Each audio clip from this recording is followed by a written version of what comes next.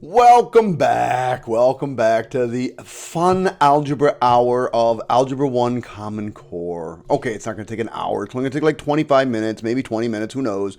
But if you're not here for January 2015 Algebra 1, you're at the wrong place.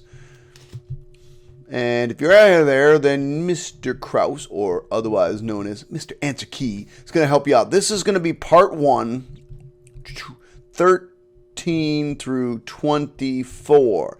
Now again, every time I say these, because I don't know which video we're going to start with, all of this stuff can be found at my website, which is at www.mrkrausemath, all one word, .com. Look for Regents Review. There's also a link down. If you click on the notes down at the bottom, there should be a link in the notes there. Oh, I should have said part 1. Again, just got to give you a lecture. If you're here just to copy my answers, please, I beg you not to. Please don't. This is not going to help you out if you're just here to look at my answers and check out my solutions. On my website, you'll find I have the multiple choice answers on there. You can find the multiple choice answers. They're there. Because they're not really going to do you any good unless you know how to solve the problem. So hopefully your teacher's requiring you to solve the problems, not just give you the answers. And if you don't get the right answers, then come back here and hang out with me for 20 or 30 or half an hour, whatever it is. All right, kids, let's get started. Let's get ready to rock and roll. We're on problem number 13. Connor wants to attend the carnival ride. It has a admission is $4.50. Admission is a one-time fee. You don't pay admission over and over again. It's 79 cents per ride. So because it's a per something, we got to be multiplying that by something. And I can't spend more than $16. So I want to know which of these equations I can use to figure out how many rides I can do. This one has 79 cents, but it's not multiplying by anything. It's multiplying the admissions by something. Well, that doesn't make any sense. So let's get rid of those. And then it's got to be one of these two. And I'm not going to really solve them. I'm just going to plug in and see which one makes sense. So 450 plus 0.79 times 14. That's 1556. That's pretty good. And then if I do that same thing, but this time I'm going to multiply by 15. Now remember, our goal was we can't be over $16. This one here takes us over $16. So we can't use that one. So we have to use 14. There's the answer. Choice 3. Should have been a relatively simple problem. All right. Next page. Cool problem. Never seen one like this before. So Corinne is planning on a beach vacation in July and is analyzing the high daily temperatures for her potential destination. She would like to choose a destination with a high median being that middle number, okay, temperature, and a small interquartile range. Now, clearly Corinne is a nerd.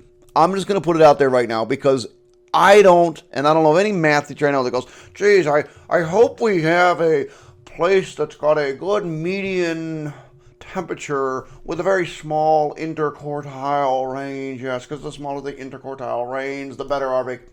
Seriously?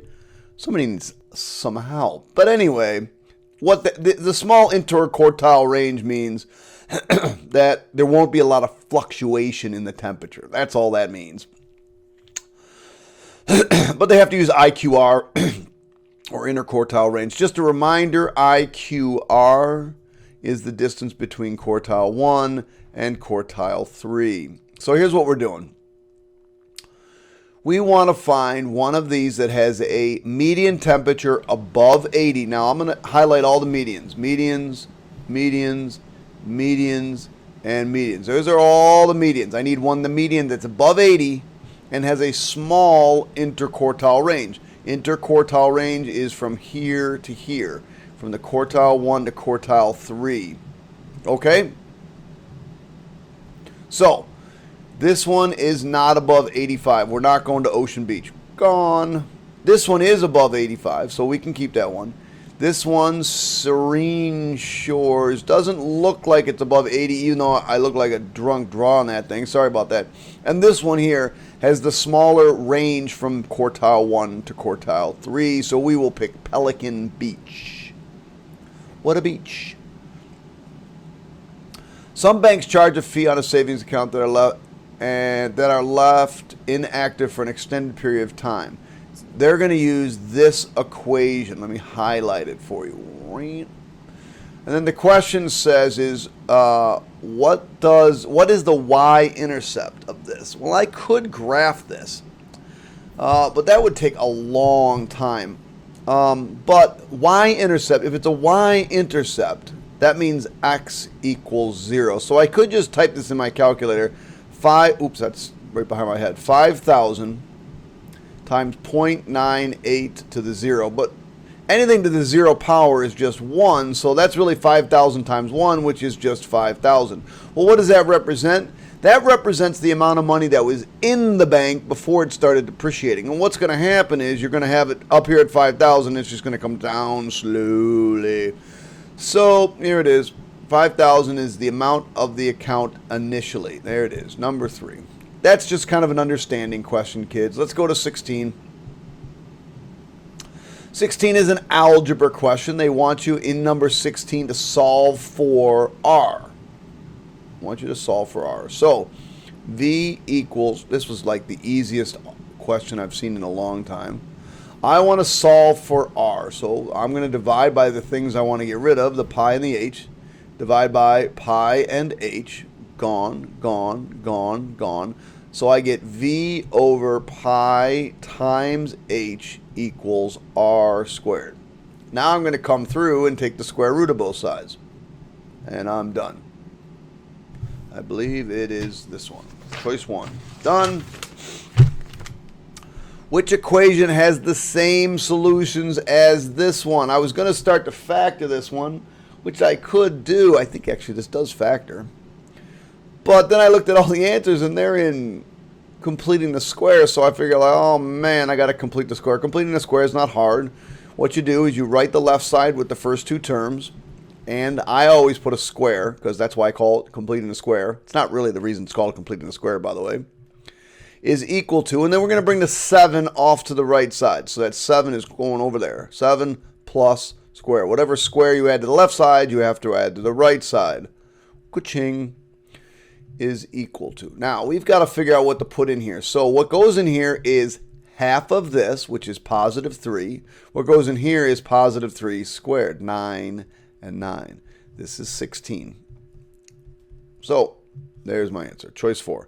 Now, again, if you're here to learn, then don't just fast forward and go through all these things as quickly as possible. That's the hard way to do the problem. Quite frankly, what I would have done with this problem is just come over here and graph the thing.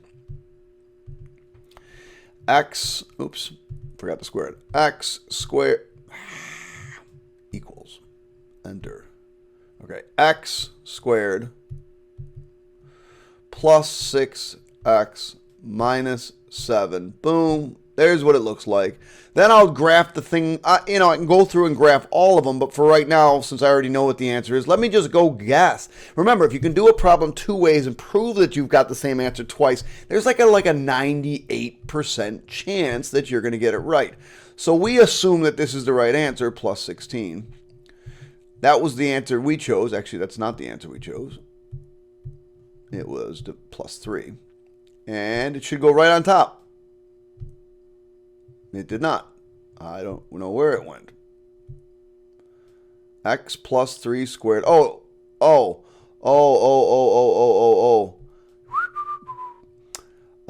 Yeah. Okay, so if I want to actually graph this, I got to bring the 16 back. I wasn't thinking. So this has to be equal to 0. So if I bring the 16 back, that should be minus 16. So let's fix that.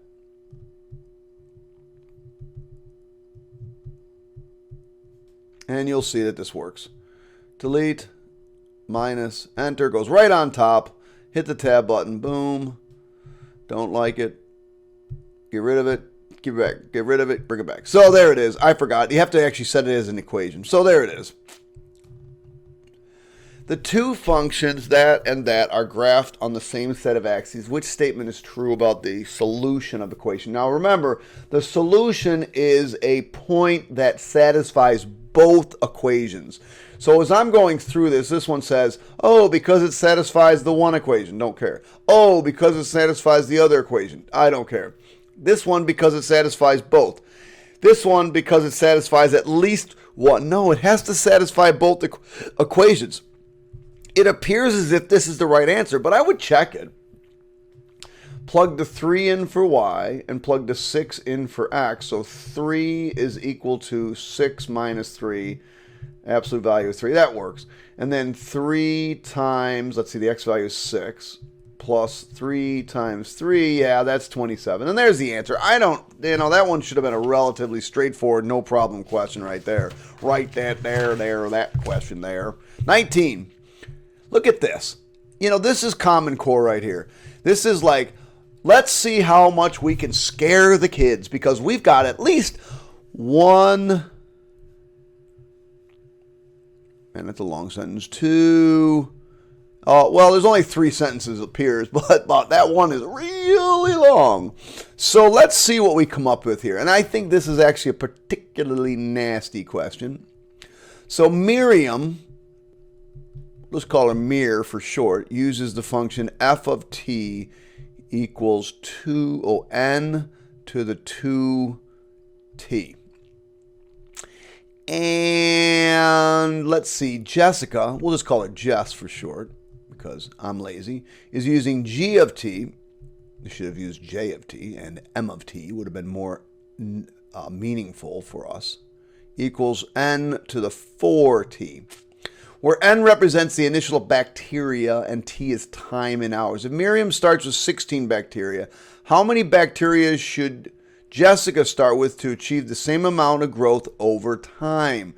So Miriam is going to start with 16 bacteria. So Miriam's equation is going to f of t is equal to 16 to the 2t. So we got to figure out which one of these would give us the same number. Now, the easiest way for you guys to do this is to work and use the answers and try them. Okay? So what we're going to do is we're going to try the answers to the 4t. So the first one we're going to try is 32. Now, in order to do that, I got to come up with some value for t. So let's make t 2 hours. So if I come over to my calculator and I go, okay, Miriam would be 16. Miriam would be 16 raised to the 2 parenthesis 2. That's Miriam, 65,000. So we need to come up with that for Jessica. So now we're going to do Jessica, 32 raised to the 4 times 2. Yeah, I don't think so. Now we're going to try 16.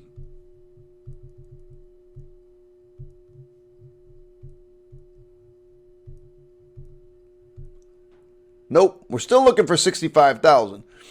The answer is 4, just so you know. So let's try this one more time. The answer is 4, and I'll explain why the answer is 4 another way in just a second. But I want to show you how I could use the answers to work that backwards. The answer is 4. This one should give me 65,000. There it is. So the answer is choice 4. Now, another reason why this is the right answer is because this is really 16 squared, and 16 squared is 256. And if I put a 4 to the 4t in there, 4 to the 4th power is also 256. But that's kind of difficult. That's a difficult question. One other way to do this question would be to graph it. So if I come over to my graphing calculator, so another way to do this, and remember, you want to try to be able to do this a couple of different ways. Let me get rid of this. I don't like it. And we said Miriam's was 16 raised to the 2x. Now I got to use x because it's a question. And it looks something like that. Where'd it go? All right, there it is.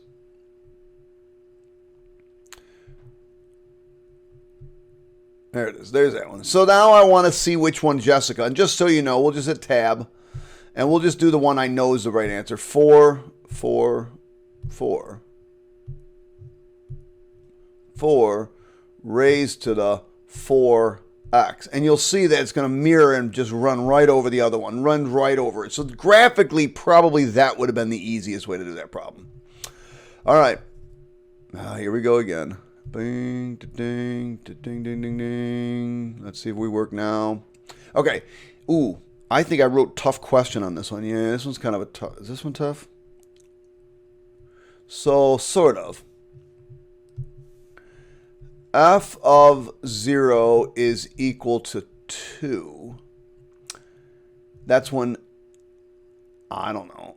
That's just defined. F of 1 is when n equals 0 is equal to negative 2 times f of n, which is 0, plus 3. Well, that's this. So that's negative 4 plus 3 is negative 1. When n equals 1, that's f of 1 plus 1, or 2. That's equal to negative 2 times negative 1 plus 3, and that's 5. Ooh, man, that's a tricky question. That's a tricky question. I didn't like that question at all. Anyway, let's move on. An astronaut drops a rock off of an edge of a cliff on the moon. We are now on the moon, kids. It's come to this. Another 18-line long problem. In meters, the rock travels t seconds can be modeled by this function. What is the average speed in meters per second the rock travels between 5 and 10 seconds? Now, you need to remember, average speed is really just slope. And we want the slope between these points. So the points are 5, comma something, and 10, comma something. So we got to figure out what those are. So we'll go to our calculator and we'll go, okay, calculator, 0.8 times 5 raised to the, I have no idea, squared. And then the other one, so that's 20. And then the other one we plug in 10. So 0.8, this one's going to turn out to be 80 times 10 squared, that's 80. So now I want the slope, and the slope is the change in y's, 20 minus 80, over the change in x's, 5 minus 10. Well, this ends up being negative 60 over negative 5, which is 12.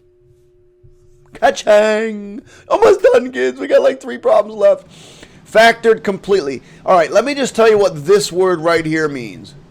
It's got an official Webster's / Krause. So the Webster's / Krause definition. Here's the definition of the word completely according to Webster's / Krause dictionary. And the Webster's / Krause dictionary says, here it is in quotes, you're not done, dummy. Because you're a dummy if you stop. If you keep going, because they said completely, you can keep going. All right, so, but don't go too far and don't go too crazy. You should have recognized this as the difference of perfect squares. P squared minus 9 and plus 9. P squared minus 9 and plus 9. But you're not done. You are done with this one. This one's done. You can't do anything with the sum of perfect squares. But I can continue to factor this one. P plus 3, P minus 3, and P squared plus 9. There's the answer. Don't go away, because I want to show you another way to do this problem. Yes, the answer is 3, but can we do it graphically? I believe we can. So let's check to see if we can do this graphically. It's kind of a crazy problem. So what we're going to type in is, tab, P we'll use x. X raised to the fourth minus 81. Whoa, now.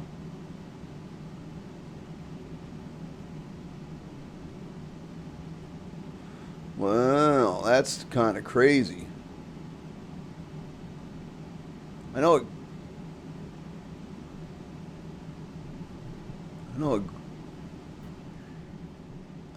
I thought it had a place where it's crazy, man. Crazy, crazy, crazy, crazy. Well, there's what it looks like. Yeah, you know what? This one really can't be done graphically, because if you try to do this graphically, yeah, a couple of these answers actually would work, but this is the right answer. Was that 8 or 9? So that's the right answer. The reason being is, the reason the other ones are tricky is, this one's not factored completely. This one has both of them as negative, and the only way to get negative 81 is to multiply one positive times negative. And this one decided that you could factor both of these as the difference of perfect squares, and that's not true. Okay, so the answer is 3. Sorry. 23. These questions. They love to ask these questions. By the way, another paragraph question. That's what problem takes this test so long. We're going to start out with 46 cents. That's for the first stamp. The first stamp is going to cost us 46 cents. After that first stamp, or actually not first stamp, but the first ounce. And after that first ounce, the next ounces are going to cost us 26 cents. So 46 cents happens once. So 0.46 plus. Now, since we're not doing, since that's only for ounce number 1, it's not like a per. See how this is a per? Anytime you see the words per, that means it should be multiplied by the variable. So we're looking for the ones that have 20 cents multiplied by the variable. Not these two. Okay? Now, it's got to be one of these. And that's the tricky part. The answer is choice 4. Now, the reason it's choice 4 is this. You're going to have a one-time fee of this. And then for every ounce that's not the first one, it's going to be 20 cents. So if I plugged in a 1 here and I said 1 ounce, I only have 1 ounce. And I do this, I get 0.20 times 1 minus 1 plus 0.46. Well, this all goes away because that's just 0. And I end up with 46. This one would end up with 0.66, and that's not what the first ounce cost me. Anytime there's a question where it says the first one costs this much, or the first 3 cost this much, and the rest cost this much, it's going to be one of these equations where the per thing gets multiplied by something that has a minus on it. Okay, it's kind of a tricky question. I don't have a lot of time to go through that. I mean, it would take me forever to go through that. So that's that. All right, kids. A polynomial containing the factors. What that means is you have a function called f of x, and it has factors, and its factors are x, x minus 2, and x plus 5. So this was a tricky question. These were the factors. Well, if these are the factors, then the roots are x equals 0, x equals 2, and x equals negative 5. They did not say these were roots. They said these were factors. So you had to put them in like this into factors, and then these are the actual roots. So there's a root at 0. This one doesn't have a 0. This one has a 0. At positive 2, this one has positive 2. This one does not. And at negative 5, negative 5. Choice 1, 1 only is your answer. And that's it, kids.